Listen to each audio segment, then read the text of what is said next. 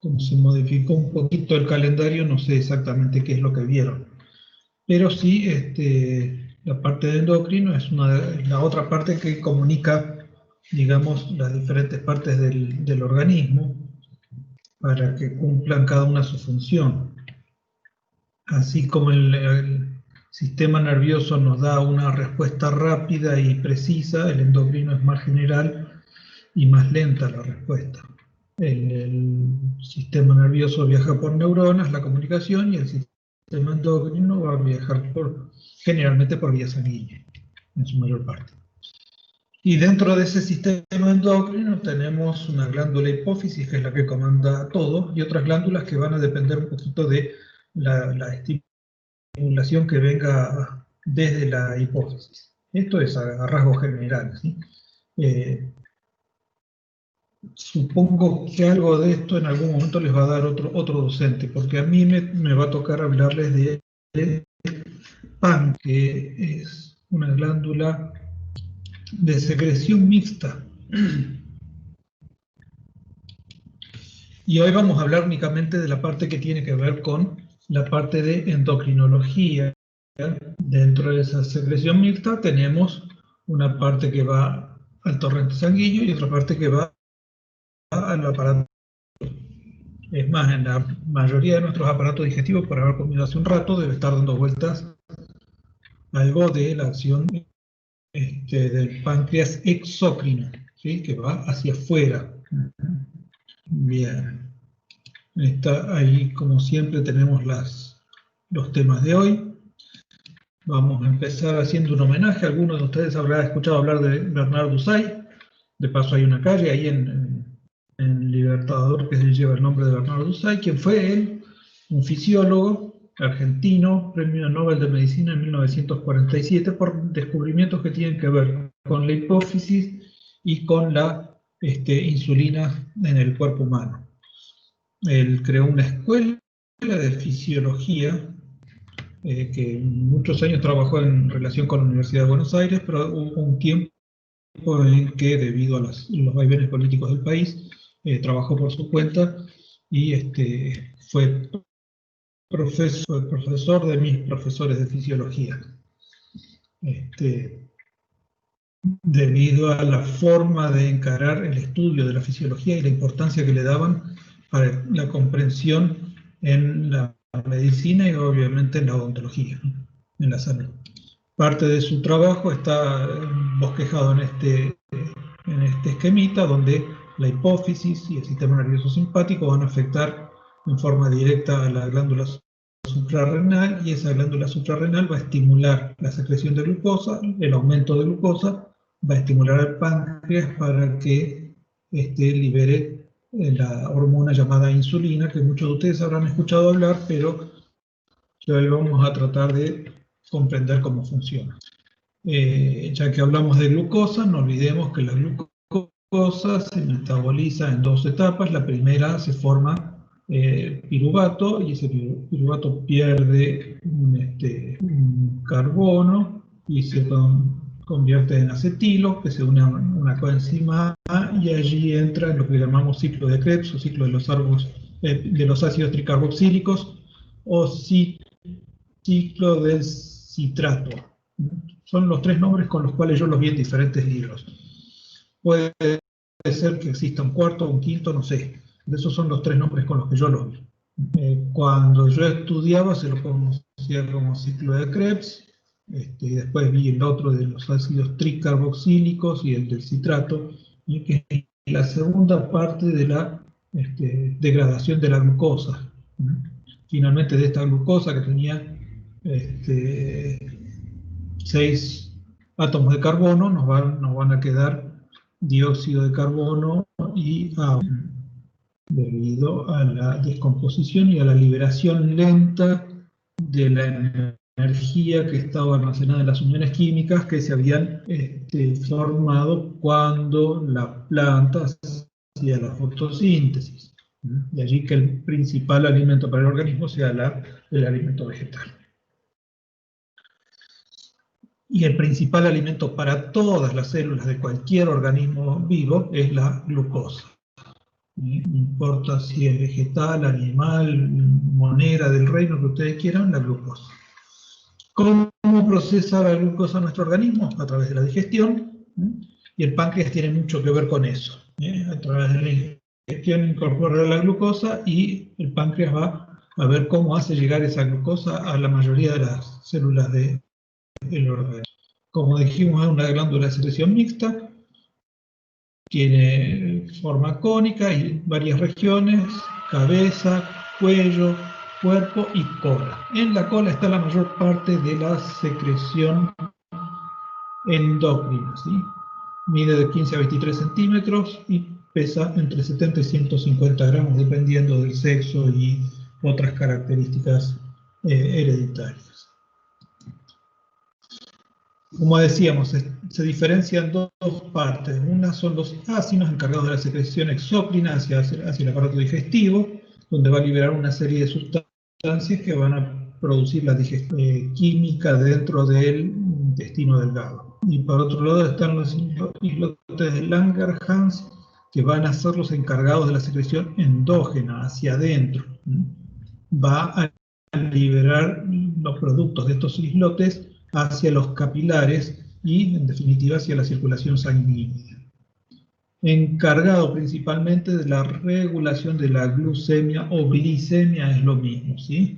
Son dos palabras que se utilizan de cualquiera de las dos formas, son sinónimos. De acuerdo a cómo lo traducen del inglés o del no sé qué idioma sería originalmente. Bien, de esta forma tenemos esquematizado el páncreas, una parte exócrina que va a ir al aparato digestivo, que se forma en los ácidos, y eso lo veremos en otra clase cuando veamos digestivo. Y la parte endocrina, formada por los islotes de Langerhans, y tiene 5 tipos celulares o más. Yo encontré que son 6, y es el sexto, lo vamos a ver recién al final de la clase. Acá tenemos un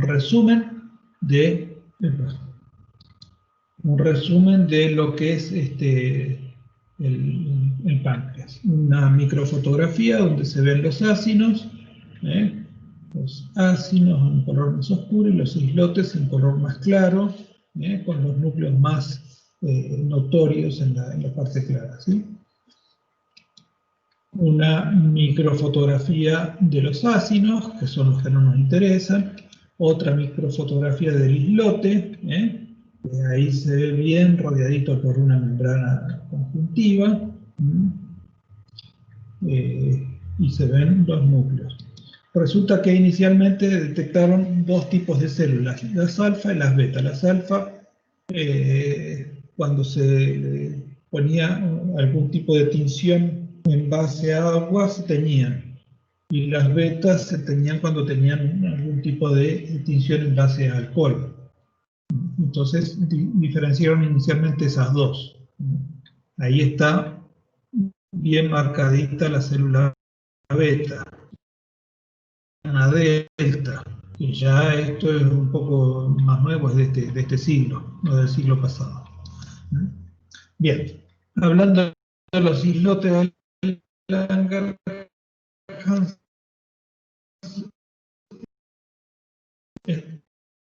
hasta 2 millones de islotes, la mayor parte están en la cola. Cada islote tiene alrededor de 3.000 células, puede ser menos, algunos tienen 1.000 a 2.000.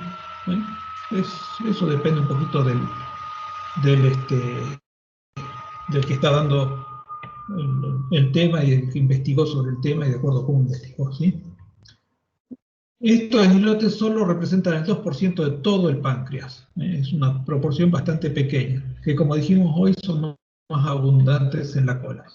Dentro de esos islotes, como dijimos, hay varios tipos de células alfa, beta, inicialmente eran las 2 que más se conocían, después aparecieron las delta, las F, las epsilon, y inclusive hay unas... Las alfa van a secretar glucagón,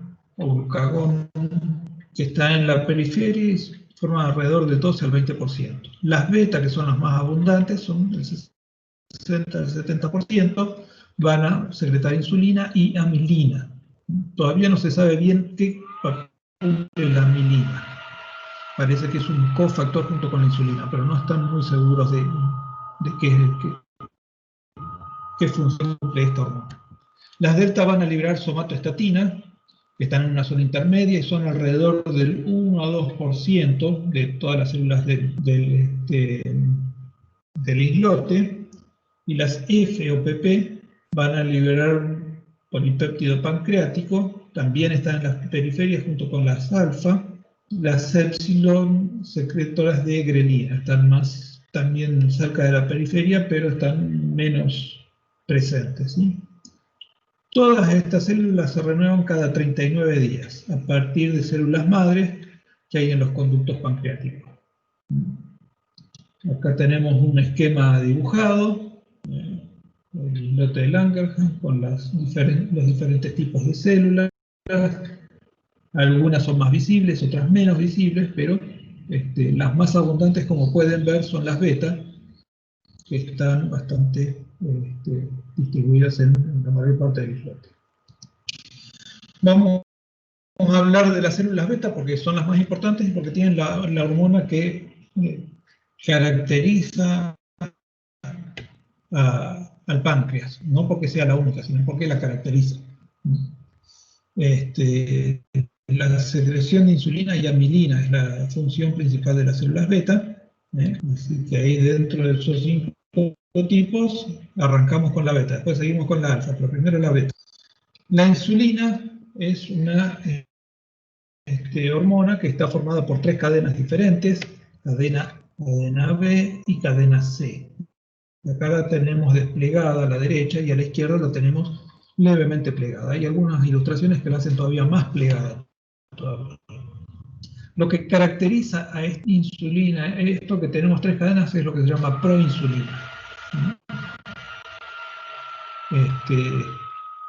Cuando yo estudiaba hace 30 y pico de años atrás, se hablaba de que esto en conjunto era la insulina. Y se hablaba de que la humana tenía 96 aminoácidos y que la vacuna tenía 108, creo que eran, y la porcina 106. Entonces se veían las similitudes y diferencias entre una y otra. Lo importante de estas 2 cadenas, la A y la B, que van a formar después la insulina propiamente dicha, es que tienen 2 puentes disulfuro entre la cadena A y la cadena B y un puente disulfuro dentro de la misma cadena. Y eso le va a permitir tomar una forma determinada. La estructura de las proteínas, estructuras llamadas terciarias y cuaternarias, no sé si recuerdan algo de eso de bioquímica. Pero le va a dar una forma, y esa forma es la que va a permitir que actúen determinadas partes de esa proteína al momento de ejercer su acción. Se sintetiza en los ribosomas de las células beta, codificada en el cromosoma 11. La proinsulina tiene 11.500 Dalton. No sé si recuerdan lo que es un Dalton. El Dalton es la unidad de peso químico y un Dalton es lo que pesa un protón o un neutrón, ¿sí? 11.500 Dalton. Para tener una idea, un átomo de carbono pesa 12 Dalton. La proinsulina, cuando ya pierde una parte, pesa 9.000 Dalton y tiene cadenas A, B y C. La que veíamos recién dibujada. Se almacena en gránulos del sistema de Golgi, donde pierde la cadena C y quedan 5.808 Dalton para la insulina activa. 5 al 10% permanece como proinsulina, pero es interesante que cuando se libera este 5 a 10% de proinsulina, más el otro 90-95% de insulina ya madura, más la cadena C. Las 3 partes juntas se liberan al liberarse la insulina. Acá tenemos otro esquema de la insulina. Fíjense que el esquema está mucho más complicadito acá a la derecha. y si a alguno le interesa, está la secuencia de aminoácidos que componen tanto la cadena A como la cadena B. Y la cadena C arriba en un color más claro. Una tercera forma de la insulina. Todo esto es a modo de ilustración. Yo creo que yo por lo menos no les voy a pedir que sepan esto y no creo que Karen les pida que sepan de memoria la secuencia de aminoácidos que hay acá, simplemente como ilustración. ¿Cómo se regula la secreción de insulina? El principal factor de regulación es el nivel de glucosa en sangre. Si aumenta la cantidad de glucosa en sangre, se empieza a liberar insulina. Cuanto más aumenta, mayor es la liberación.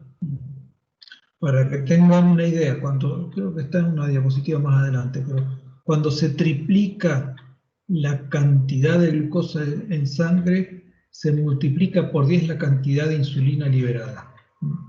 En general siempre hay una basal de insulina que está trabajando en el organismo, pero en algunos momentos puede llegar a ser nula la liberación de insulina. Existen transportadores de membrana, llamados GLUT, con diferentes números, 1 al 6, van los números, que permiten la llegada de la glucosa al interior de la célula. Esa glucosa activa otros mecanismos para la liberación de insulina. Ahora en un ratito vamos a ver cómo trabaja. También depende de la actividad parasimpática, como vimos en el esquemita que estaba al principio, y de la incretina intestinal incentiva también la secreción de insulina.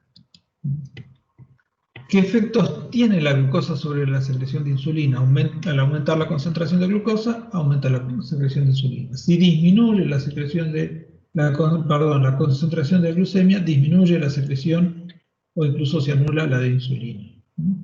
Y la concentración de glucosa va a estar ligada a la ingesta, por un lado, que nos va a aportar glucosa, y por otro lado va a estar ligada al gasto que nosotros hagamos de esa glucosa y al almacenamiento, que no está puesto acá, pero el almacenamiento que pueda hacerse de esa glucosa, ya sea en el hígado, en los músculos o en los adipocitos en forma de grasa. Bien, acá está. No es un receptor, es un transportador de glucosa. El transportador GLUT2 recibe la glucosa, esta penetra dentro de la célula y va a favorecer la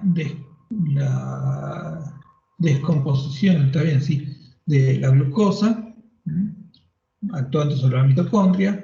Esta mitocondria libera ATP que bloquea la salida de potasio y a su vez permite la entrada de calcio. Ese calcio va a ir a las vesículas que están cargadas de insulina y va a permitir que esa insulina se libere hacia el exterior. Como dijimos hoy, era insulina más polipéptido C, más proinsulina, 5 a 10% de proinsulina, y a esto tenemos que agregarle también amilina. Acá hay un esquema similar al que vimos recién.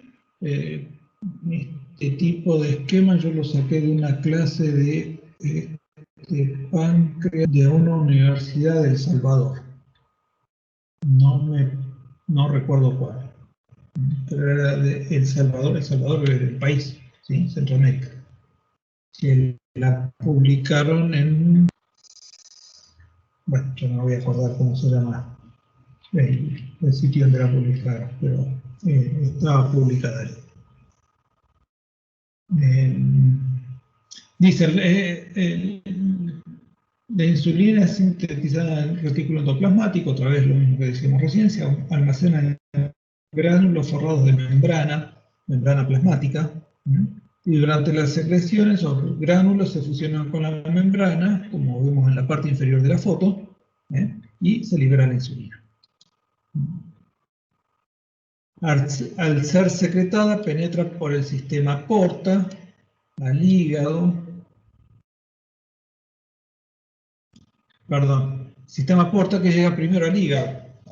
Y entonces el hígado absorbe el 50% aproximadamente de la glucosa que se está liberando dentro de la sangre y obviamente de la insulina también, ¿no? Que es el que va a procesar. No se olviden que el hígado es la gran fábrica química que tenemos en nuestro organismo, ¿no? Y va a procesar toda esa glucosa.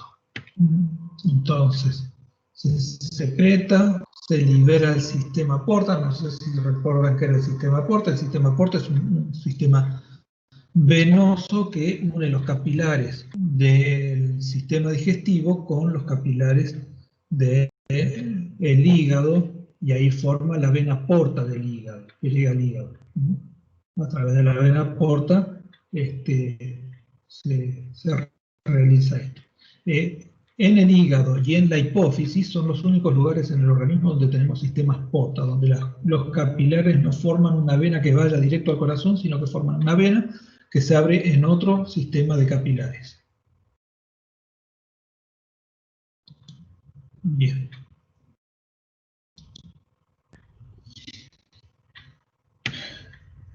Acá está lo que decíamos hoy. Cuando aumenta 3 veces, 2 a 3 veces lo normal, se incrementa 10 veces la secreción de insulina. Después empieza a decaer, ¿sí? Esto está afectado por otras hormonas gastrointestinales que van a modificar un poco la secreción de tanto de insulina como la absorción de glucosa. Bien, cuando nosotros comemos, se va a producir una hiperglucemia o hiperglicemia, ¿sí? Donde no hay una cantidad de insulina importante dando vueltas en el organismo. Cuando hay un ingreso de glucosa a las células, hay un ingreso de glucosa a las células muy bajo, ¿sí?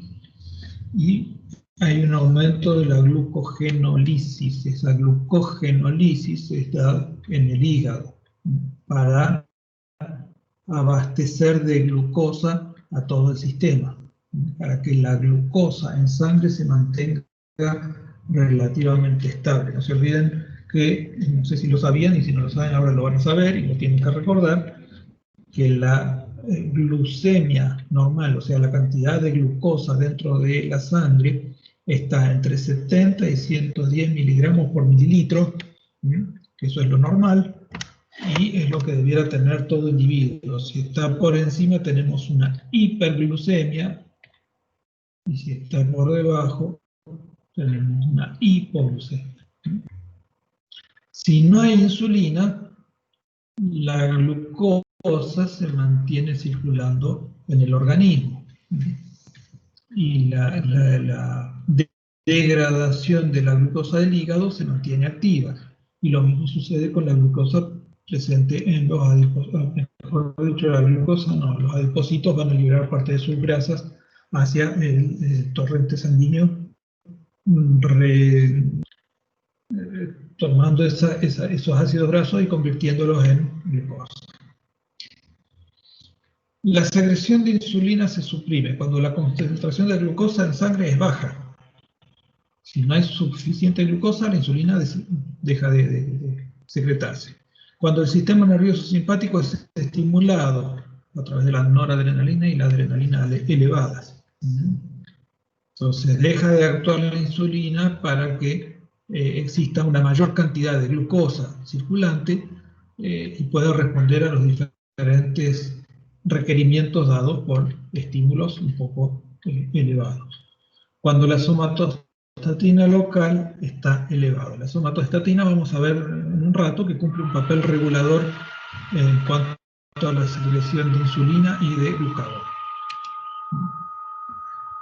Bien, vamos a hablar de hipoglucemia e hiperglucemia. La hipoglucemia causada por insulina es por mayor captación de glucosa de los tejidos, especialmente el músculo esquelético, el tejido adiposo y el hígado, que no está mencionado allí.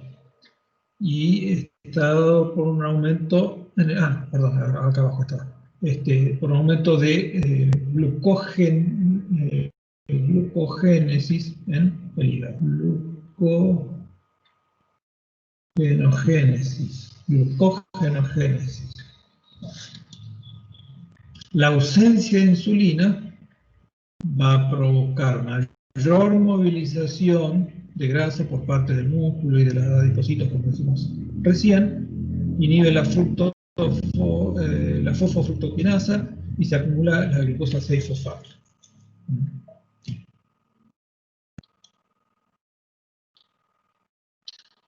Esto es un poco de historia. La insulina es una hormona metabólica fundamental. Sin ella, la mayoría de las células no podrían captar la glucosa. La mayoría de las células no podrían captar la glucosa. La excepción se da en cerebro, hígado y músculo esquelético, que tienen siempre una captación de glucosa normal debido a la presencia de transportadores GLUT2 y una sobrepresión de 4 en el músculo entrenado. O sea, el músculo que está entrenado tiene mayor cantidad de GLUT4. Hasta el descubrimiento de la insulina, la diabetes tipo 1 era una enfermedad mortal. Esto está sacado del libro de Netter, El fundamento de fisiología. Hasta que se descubrió la insulina, la diabetes tipo 1 era mortal. Hoy en día ya no.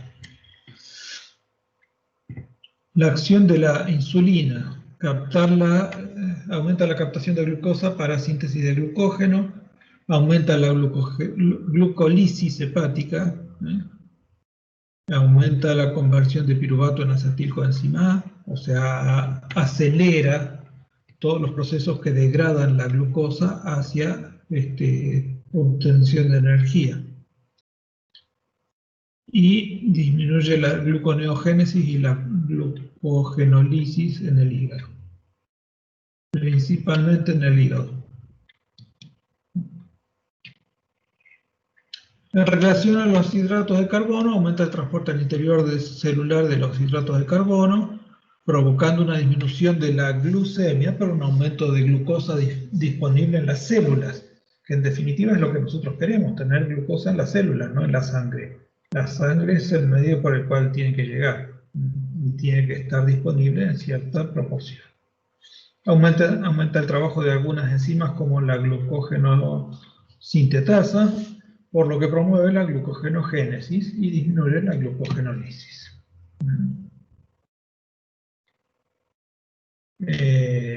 O sea, va a favorecer la captación de glucosa hacia los tejidos y la disminución de glucosa circulante.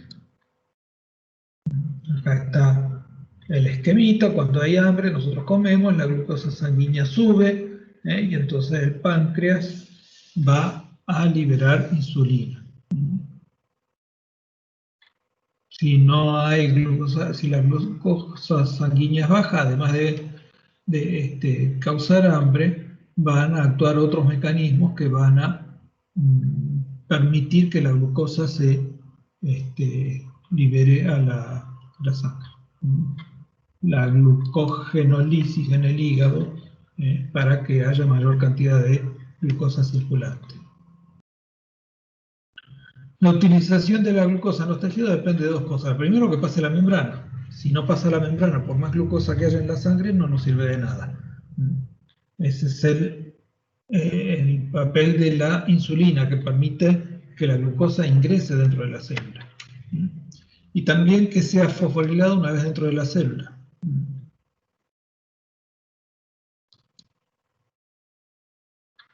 Bien, acá tenemos el esquema de cómo trabaja todo el sistema. Un aumento de la actividad de glucógeno sintetiza en el hígado y en el músculo esquelético, produce un aumento en el almacenamiento de glucógeno, y solo la actividad de la fosforilasa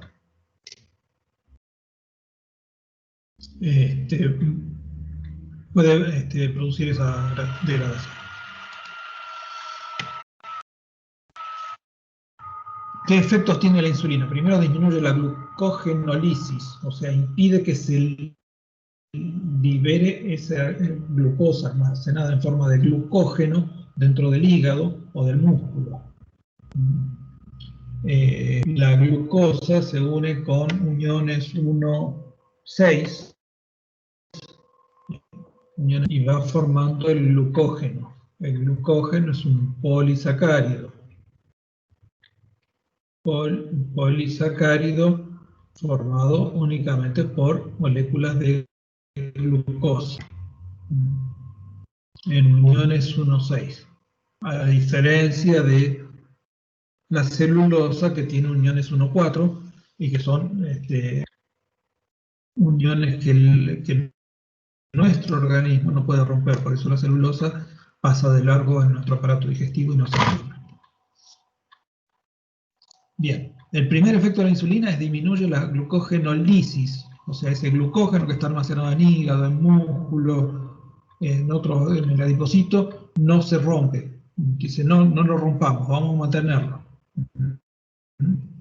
El segundo disminuye algunas enzimas como la glucosa 6-fosfatasa, la fructosa 6-fosfatasa y la piruvato carboxilasa, para impedir que la glucosa que hay no se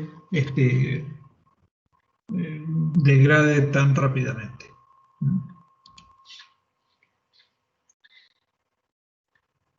Los tejidos donde la insulina aumenta el ingreso de glucosa son, otra vez, músculo esquelético, músculo liso, músculo adiposo y músculo cardíaco. Mayormente, esto no quiere decir que en el resto no trabaje, ¿sí? El resto de las células también insulina para poder vivir, glucosa para poder vivir, y por lo tanto insulina que permita la entrada de la glucosa. Lípidos. Va a provocar un aumento de síntesis de ácidos grasos, aumento de la captación de ácidos grasos en el adipocito, aumenta la síntesis de triglicéridos y de colesterol a partir de glucosa, y disminuye la oxidación de ácidos grasos y la hidrólisis de triacilgliceroles. O sea, para resumir todo esto, la insulina va a permitir un aumento de ácidos grasos y va a impedir una degradación de esos ácidos grasos para mantener las reservas de energía lo mejor posible. Acá dice algo similar. Habla un poco de lipoproteínas y demás, pero básicamente es lo mismo.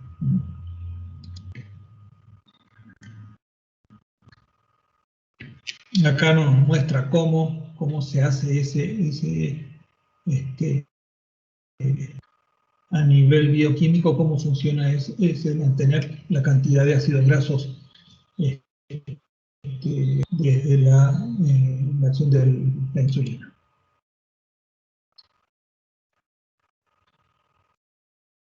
La actividad de la N-ciclasa disminuye la actividad de la lipasa, la liberación de ácidos grasos libres en el plasma también disminuye.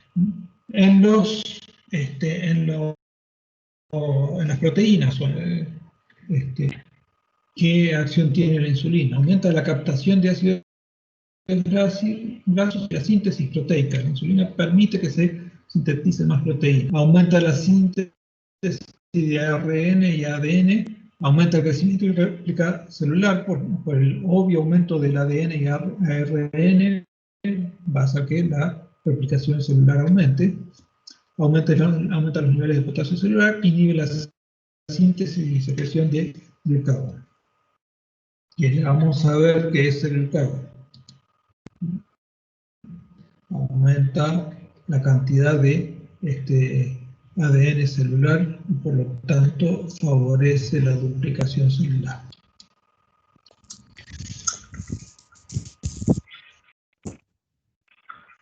¿Alguien quiere decir algo? ¿No? Bien.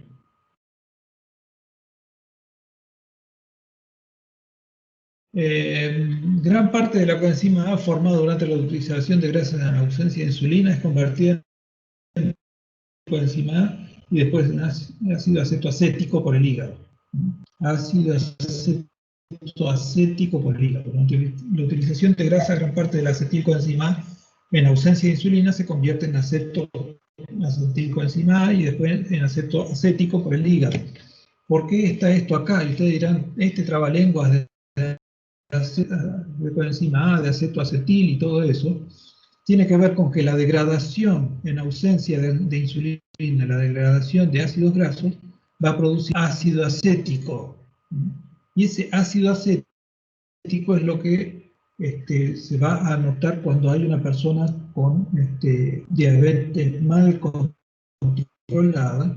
¿Por qué? Porque aumenta la cantidad de acidosis y hay una acidosis metabólica y va a producir en definitiva esa acidosis metabólica, si nosotros la dejamos seguir,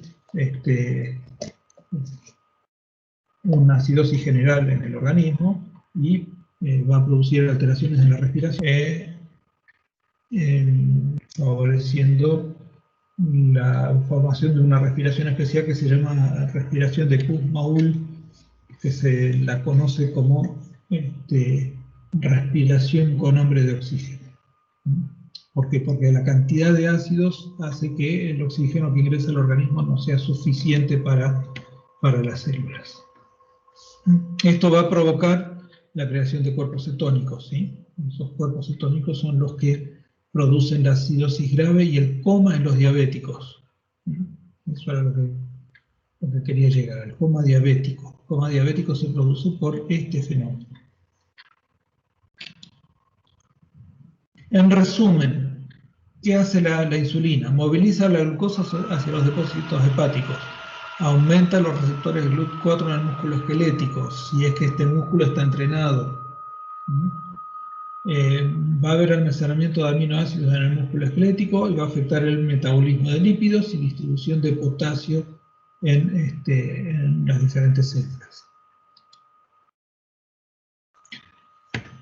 Va a hacer que el nivel de glucosa en sangre baje. El uso permite que la glucosa ingrese a las células y pueda ser utilizado como corresponde. Bueno, el resto ya lo dijimos.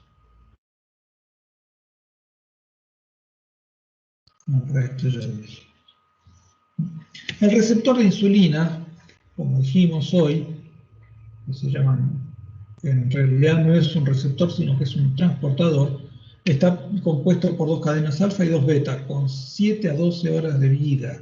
Muy poco vive. Todo esto es de poco tiempo de duración, este tipo de moléculas en su función, incluyendo la insulina, ¿sí? Las 2 cadenas alfa identifican la insulina, están en forma externa, enseguida vamos a ver un dibujo, y las beta atraviesan la membrana. Un aumento de la concentración de insulina disminuye la cantidad de receptores.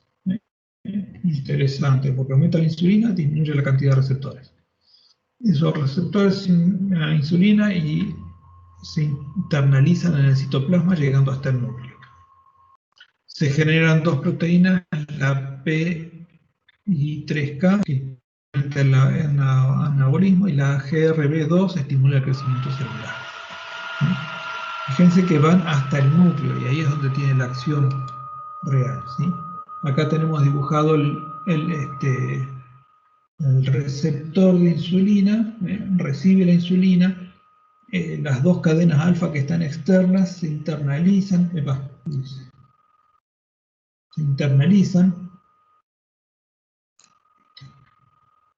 junto con la insulina y van al núcleo, y ahí generan las moléculas que van a modificar la acción del núcleo.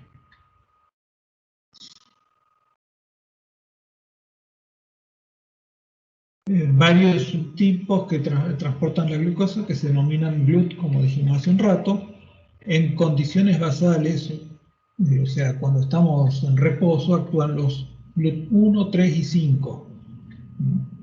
Mientras que en el hígado y en las células beta pancreáticas hay GLUT2, y también en el músculo, que permite una mayor difusión de glucosa. En el músculo tenemos GLUT4, que se van a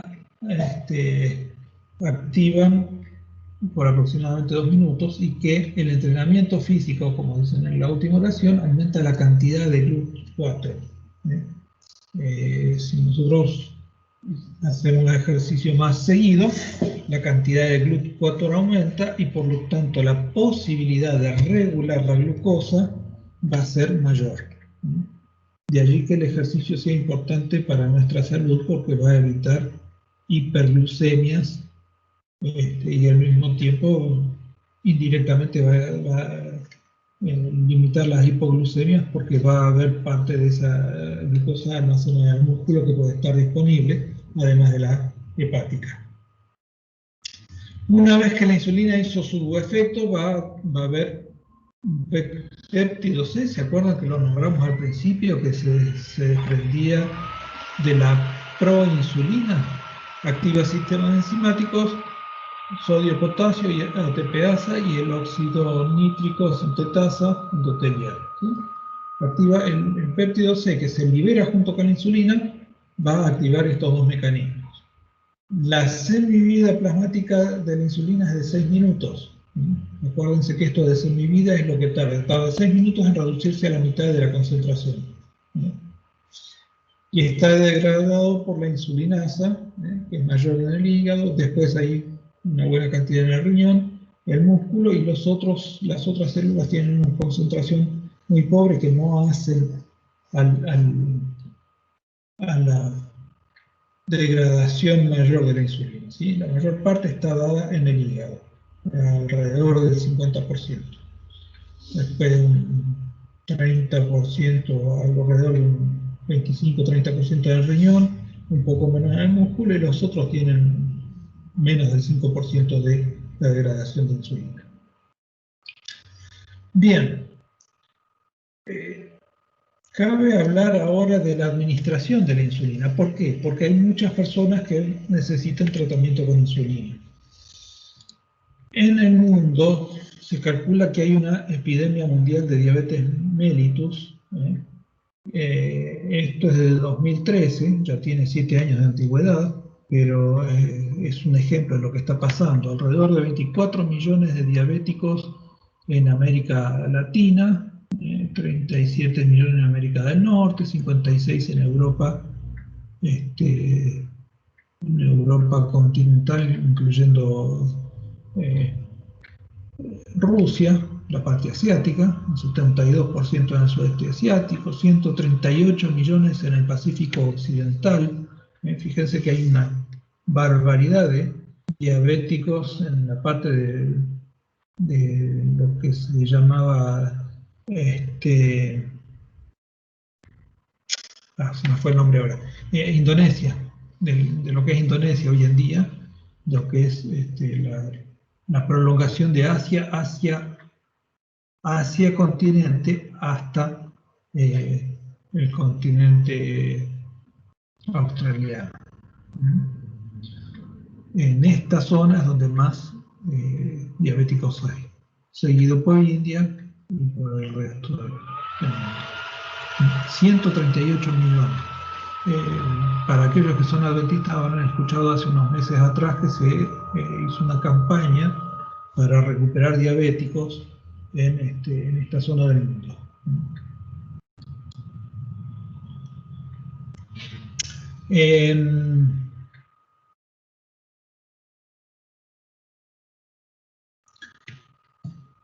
Se calcula que esto va a ir en crecimiento. Para el 2035 se calcula que vamos a tener 592 millones de diabéticos en el mundo. Esto tiene que ver, por un lado, con el sedentarismo, por otro lado, con la malnutrición en el sentido de poco balanceada, no malnutrición en el sentido de poca nutrición, sino mal balanceada.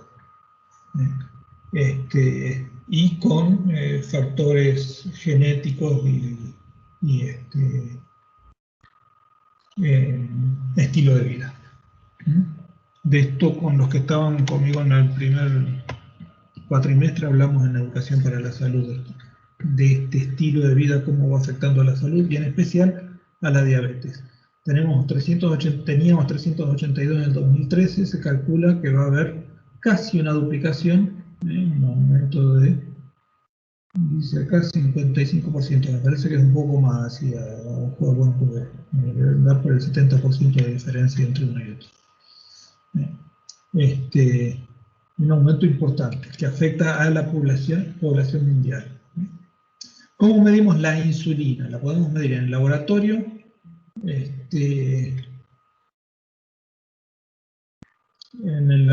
a través de un análisis de sangre en el momento, a través del plasma, a través de la orina y a través de la sangre a largo plazo, una detección que se llama hemoglobina glicosilada, que es la unión de la glucosa a la hemoglobina y que tiene que estar para quienes no son diabéticos por debajo de 6 y para quienes son diabéticos por debajo de 10. Obviamente cuanto más alto indica mayor cantidad de hiperglucemias por falta de insulina. Hay medidores portátiles que se hacen a través de una gota, esos pueden ser ópticos, pueden ser electrónicos. Los ópticos, el medidor mide la transformación de color en la reacción entre la tira donde se deposita la gota de sangre, y entonces de acuerdo a la lectura óptica, la lectura de color, va a dar una aproximación de la cantidad de insulina. Esos lectores ópticos se están dejando de usar y se están usando casi exclusivamente los electrónicos. Hoy en día no conozco ningún lector óptico. Ahora después vamos a ver alguna, enseguida viene una foto con un lector óptico. Hay medidores en el lóbulo de la oreja. Estos medidores tendrían que estar usándose más, pero por algún motivo probablemente comercial no están saliendo a la venta. Simplemente se pone un lector en el lóbulo de la oreja y eso da una medida de glucosa bastante fidedigna. Medidores continuos de insulina en plasma, y hay un microchip subcutáneo que no sé hasta dónde está funcionando. Algunos me dicen que sí, otros me dicen que no. No sé, no lo puedo decir con seguridad. Sí, esto está funcionando. De hecho, ahí en la villa yo conozco a alguien que tiene un medidor continuo de plasma. Y los medidores portátiles por gota son los más usados para aquellos que tienen diabetes, o inclusive por algunos profesionales para sacarse del paso rápidamente. Acá tenemos un medidor que se utiliza a través de una tira, este es de Roche.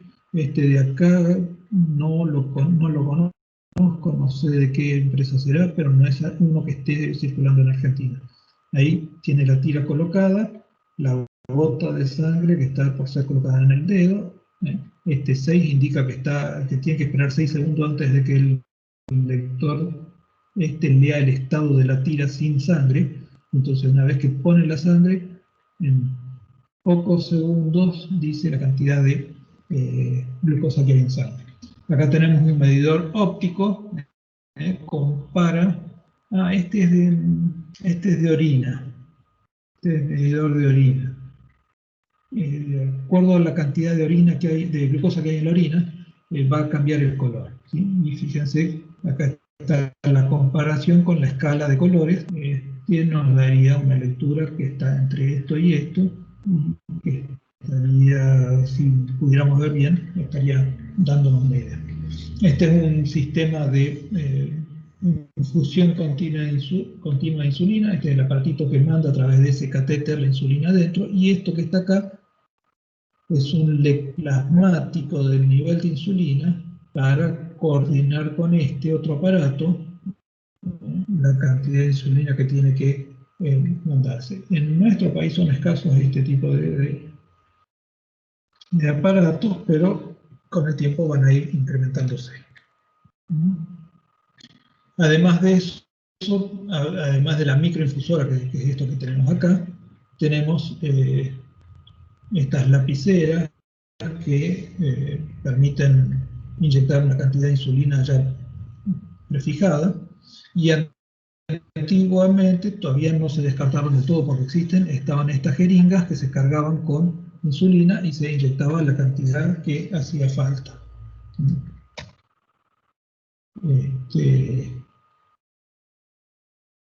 Esto era, cuando yo estudiaba existía esto, pero de vidrio, no de plástico todavía.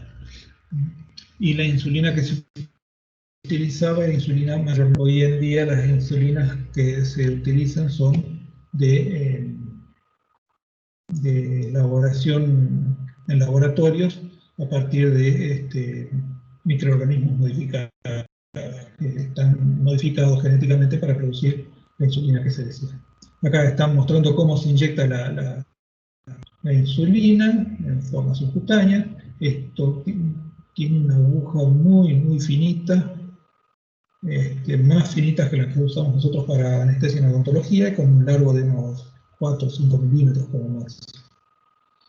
Depende un poquito del grosor de la aguja y las necesidades del paciente.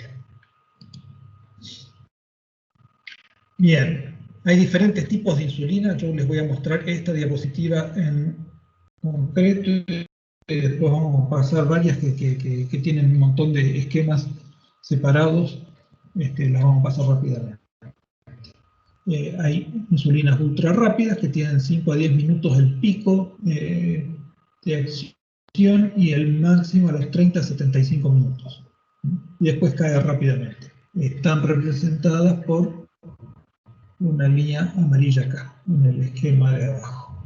Después está la regular, que es más parecida a la humana, que tiene una acción de 2 a 3 horas en el máximo y 4 a 6 horas en total, que está representada por esta línea roja.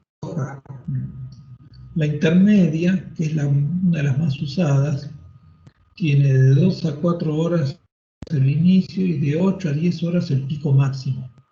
Esta de acá, color naranja en el esquemita, marrón claro, no vamos a pelear por eso, pero es ese. Y la última, las de acción prolongada, que son la argina y la de temir, que tardan 1 hora y media en hacer efecto y no tienen pico. Como pueden ver en el esquema, la línea verde tiene una acción prolongada y dura aproximadamente 24 horas. Dependiendo un poco del paciente, la de temir dura un poquito más que la argina. Y alguna de las dos, no recuerdo cuál, se acumula más en plasma a lo largo del tiempo. Bien, acá está la ultra rápida, tenemos las marcas, los diferentes laboratorios, las marcas que hacen.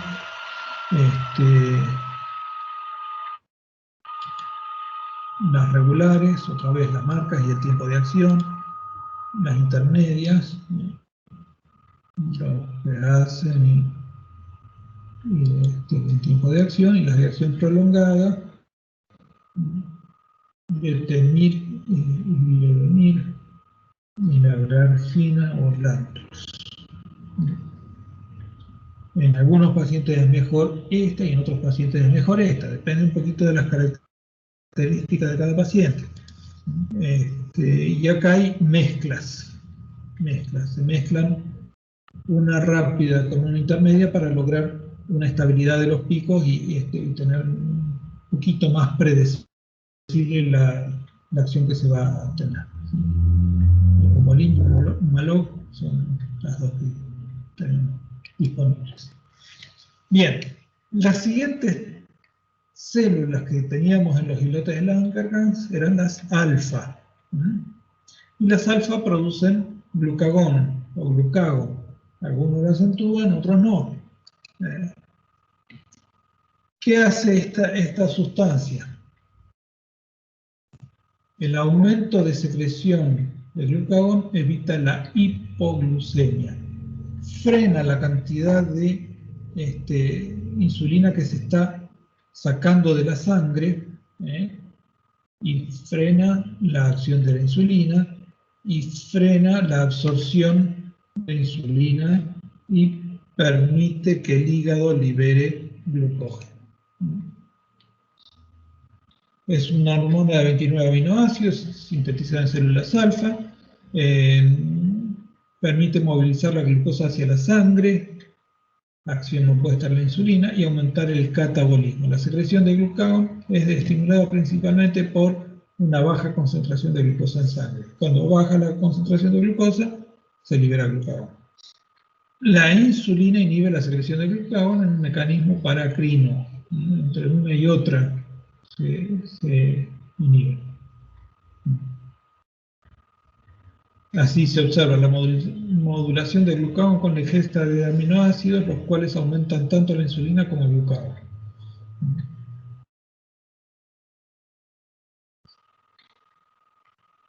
Por efecto contrario a la insulina, el glucagón aumenta el nivel de glucosa en sangre. Permite la formación de glucosa a partir del glucógeno almacenado en los hepatocitos. Esto se lo llama glucogenólisis, o sea, rompe el glucógeno en las subunidades que se llaman glucosa, las cuales se habían almacenado en uniones 1,6.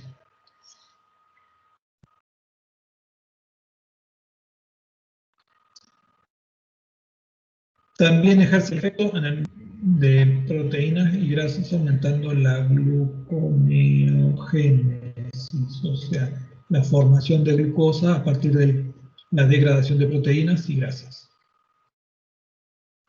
O que las grasas, como habíamos visto hace un rato, indirectamente aumentan los cuerpos cetónicos y la acidez.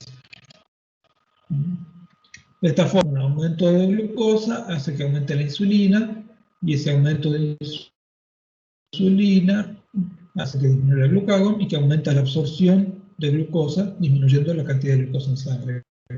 Cuando disminuye la cantidad, disminuye la secreción de insulina, aumenta la cantidad de glucagón, se libera glucosa y aumenta la glucosa en sangre.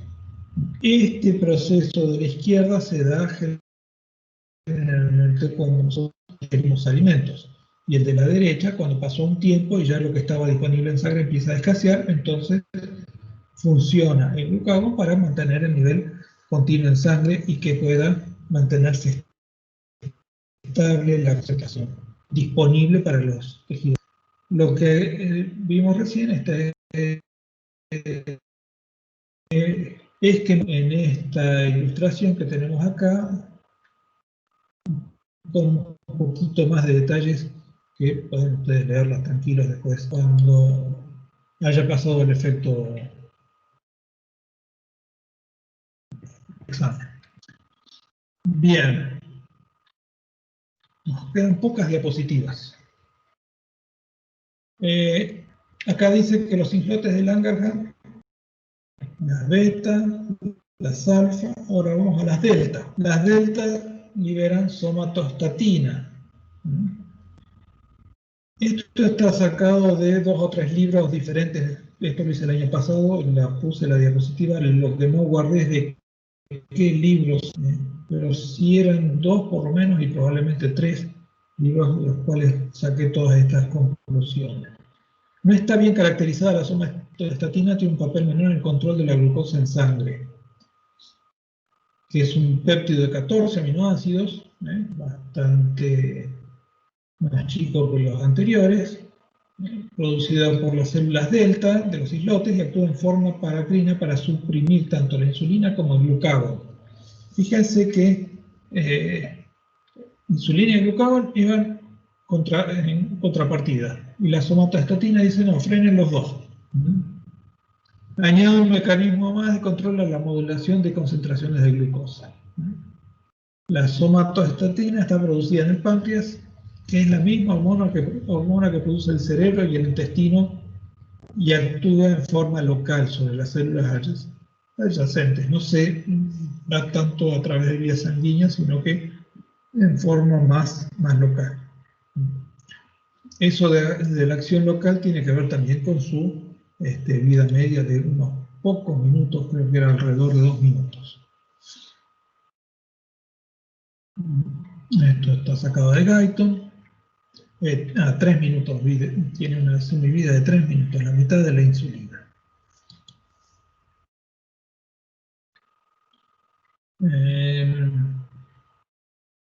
Casi todos los factores relacionados con la ingestión de alimentos estimulan la secreción de somatostatina. Fíjense que si aumenta la glucemia, aumenta la somatostatina. Aumentan los aminoácidos, aumenta la somatostatina. Aumentan los ácidos grasos, aumenta la somatostatina. Aumenta la concentración de hormonas liberadas de la parte superior del aparato digestivo, aumenta la somatostatina. Todo esto aumenta la somatostatina. Entonces, por otro lado, inhibe localmente los islotes de Langerhans, reduciendo la secreción de insulina y glucagón, y la motilidad de estómago, duodeno y vesícula biliar, los principales encargados de la digestión de los alimentos. Disminuye tanto la secreción como la absorción en el tubo digestivo.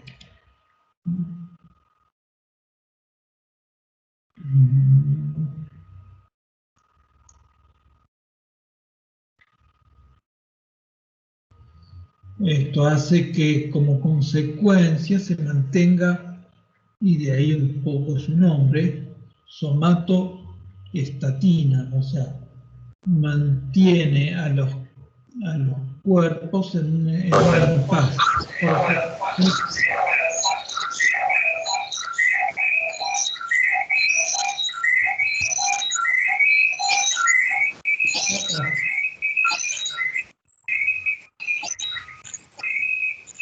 ¿Alguien puede silenciar su micrófono?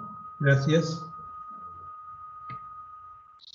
Decía que la somatoestatina va a mantener cierto impas en cuanto a la acción tanto de la insulina como del glucagón. Estas son las acciones generales que tiene. Me perdí acá alguna frase que quería resaltar. Esto justamente la última frase.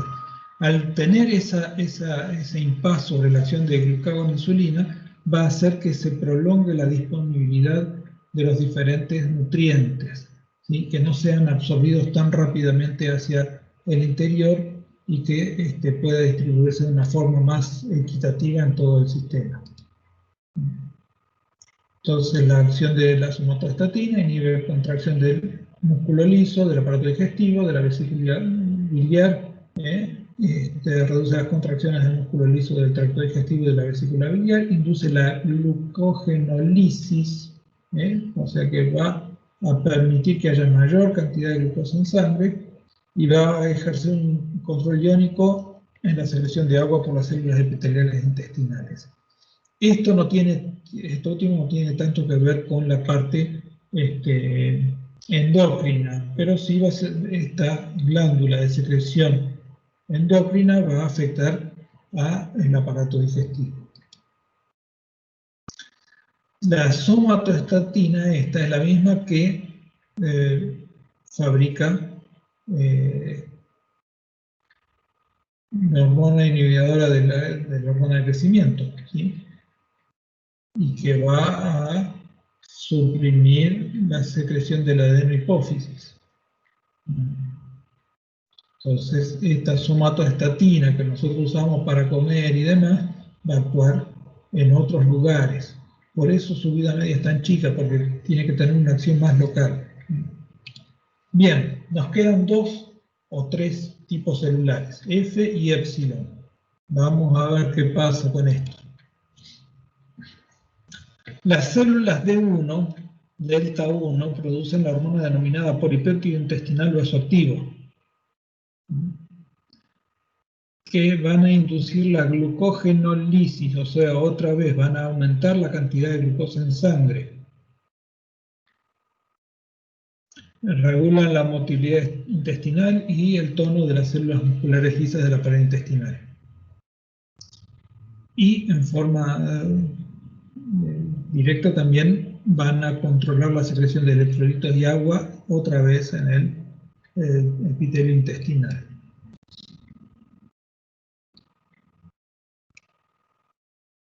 Las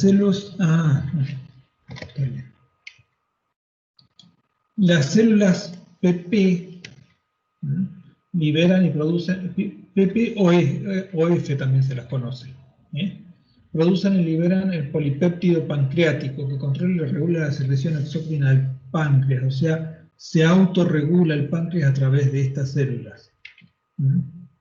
Perdón, exócrina, no en la parte endocrina, sino que el páncreas se autorregula endocrinamente para producir la parte exócrina del páncreas. Las células épsilon producen la grelina, que es una hormona que induce la sensación de hambre. Es decir, cuando baja la glucosa, se libera grelina, que es cuando nosotros tenemos hambre.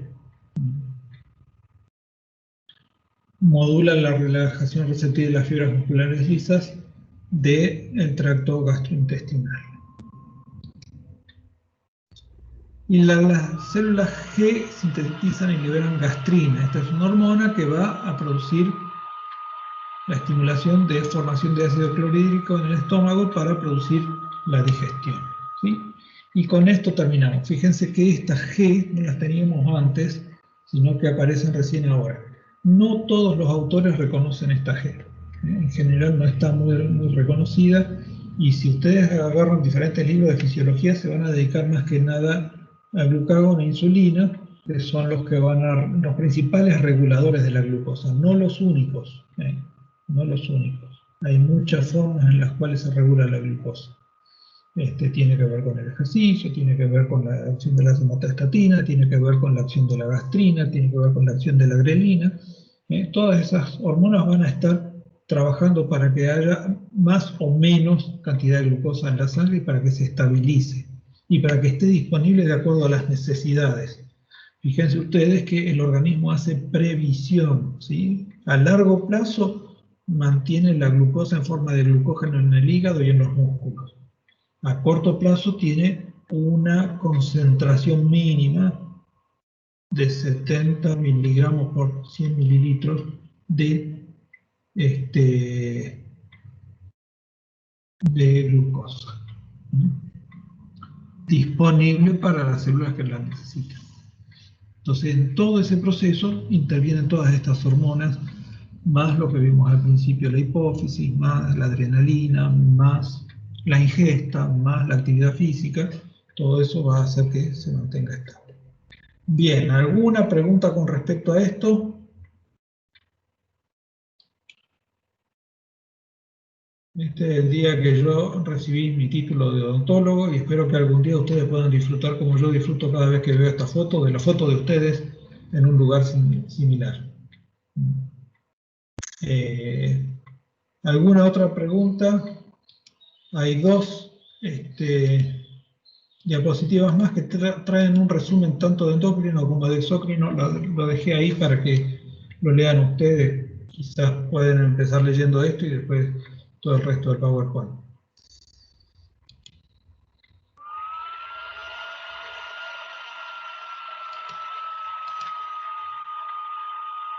No hay preguntas. Estamos tan cansados que ni ganas de preguntar tenemos.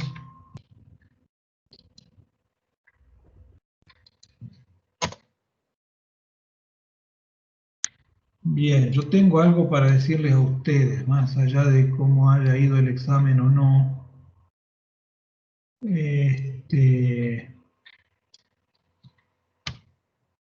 Algunos me mandaron un trabajo práctico y otros no. Los que no mandaron, no se olviden de hacerlo, porque eso en definitiva va a ser parte de la nota de ustedes para el día de mañana. Y si por ahí de repente le faltan algunos centésimos en el parcial, ese trabajo práctico les puede ayudar a salir adelante con la nota, al promocionar la materia o aprobarla para rendir al final y no quedar libres, ¿sí? Así que no se olviden aquellos que no lo hicieron de mandar el trabajo práctico. Se había pedido para la primera parte. Para esta segunda parte, por ahora no tenemos nada, pero probablemente para el jueves que viene sí vamos a tener algo cuando hablemos de regulación del calcio y del fosfato. Creo que ese era el tema del jueves. Profe, Sí, señorita. ¿el TP se refiere a la imagen, al dibujo o qué? El dibujo que tenían que mandarme, sí. ¿Se acuerdan de eso que les pedí la primera clase? Bien, Victoria se acuerda, el resto no sé. Sí, sí. Bien, ya son dos que se acuerdan. Y algunos ya lo mandaron, entonces no tienen por qué acordarse, pero bueno, no se olviden de eso. Gente, que pasen una linda tarde. Nos vemos el jueves que viene. Sigan estudiando, más allá de que haya ido bien o mal el parcial, no bajen los brazos, sigan adelante y paciencia con estas clases virtuales que creo que todos tenemos ganas de sentarnos en un aula después de tanto tiempo, pero todavía tenemos que esperar. Buenas tardes y que sigan bien. Chao, profe. Gracias, profe. Chao. Chao, Chao, Ah, gracias. chao, por nada. Chao, profe, gracias. Chao, hasta luego.